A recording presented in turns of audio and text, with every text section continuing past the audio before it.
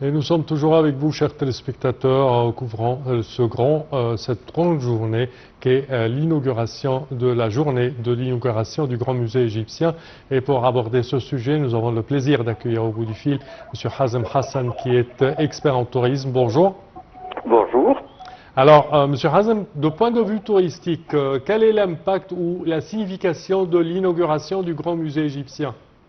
Bien sûr, l'impact est très très important. Là, quand on parle des revenus justement du musée, tous les experts sont d'accord que pour les dépenses pour la construction du musée et tout l'équipement et tous les équipements, ben là, ça va être couvert au bout de 2 ans.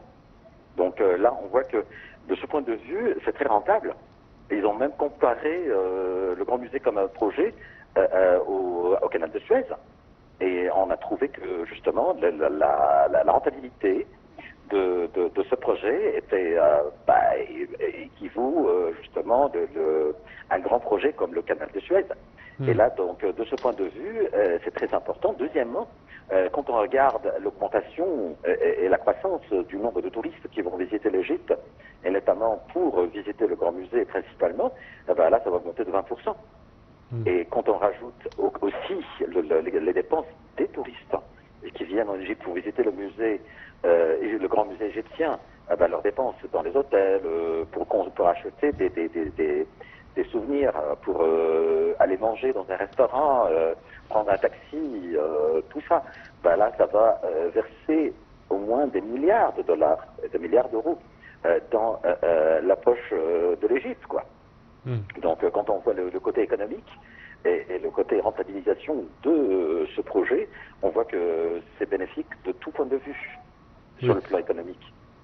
Monsieur Hazem, également, quand on parle de ce grand musée égyptien, on parle que les itinéraires au sein du musée avec les visiteurs, il y a plusieurs thèmes à suivre. Si je ne me trompe pas, il y a un thème de temps, de hiérarchie et de dynastie, et un autre thème concernant les thèmes ou les domaines de la civilisation égyptienne, n'est-ce pas? Évidemment, ben là, quand on voit les nouvelles mesures, les mesures les plus modernes pour construire et faire la classification des artefacts, on voit que la salle d'exposition principale, le général, ben, elle est divisée sur 3 axes et d'une façon chronologique. Ça veut dire que là, il y a 3 axes qui parlent de 3 thèmes principaux. Là, on parle justement de la vie quotidienne.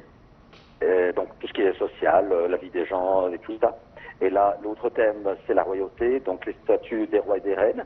Et finalement, les croyances et la mythologie. Donc on voit aussi le côté spirituel des Égyptiens anciens. Et là, c'est classé par ordre chronologique. On parle de la préhistoire, de l'Ancien Empire, la première période intermédiaire, avec justement cette période-là, on voit qu'elle est très riche, malgré l'ancienneté. Et on voit que là, ça traite, ou les pièces qui sont exposées dans la grande salle d'exposition, ça traite vraiment la vie quotidienne, la royauté et la mythologie et les croyances. On passe après à l'époque du Moyen Empire et la deuxième période intermédiaire. Ensuite, on passe après au Nouvel Empire. Et bien sûr, la période tardive et la période gréco-romaine, ça c'est la 4e période du point de vue chronologique. Donc ça, c'est pour la grande salle d'exposition. Et bien sûr, le joyau de la couronne, c'est la grande salle d'exposition de Toutankhamon. Et là, on a plus que 5000 pièces, voire 5300 pièces.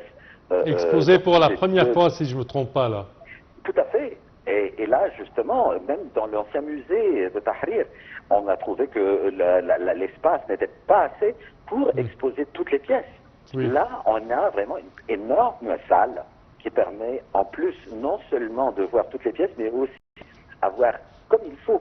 On parle de l'éclairage, on parle de la façon d'exposer et de mettre les vitrines de manière à ce qu'on peut tourner autour de chaque pièce, autour de chaque vitrine.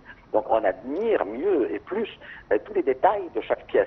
Et on voit que, bien sûr, la grandeur de Toutankhamon, c'était pas pour sa grandeur en tant que roi, mais surtout parce qu'on a trouvé toute sa tombe entière. La collection, elle était complète, trouvée. Donc, de cette façon-là, on voit que, justement, c'est quelque chose de phénoménal. Le monde entier si vous demandez à n'importe quel citoyen dans n'importe quel pays, quand vous posez la question concernant l'Égypte, qu'est-ce que vous connaissez sur l'Égypte, ils vont vous parler de la pyramide, bien sûr, et de Toutankhamon, le roi Toutankhamon, et Ramsès II. Et là, quand on expose justement toute la collection entière de Toutankhamon dans un milieu favorable pour admirer et apprécier le côté artistique et comprendre un peu quel est le rôle de l'art pour mettre dans le cadre justement le côté mythologique et croyance, là, effectivement, ça va être quelque chose d'unique au monde. Vraiment, là, c'est pas une exagération, l'expression qui était dite, que le grand musée, c'est la grande pyramide de temps moderne pour l'Égypte. Parfait, M. Hazem Hassan, je tiens à vous remercier de vos explications. Je répète que vous êtes expert en tourisme. Merci à vous. À présent, je pense...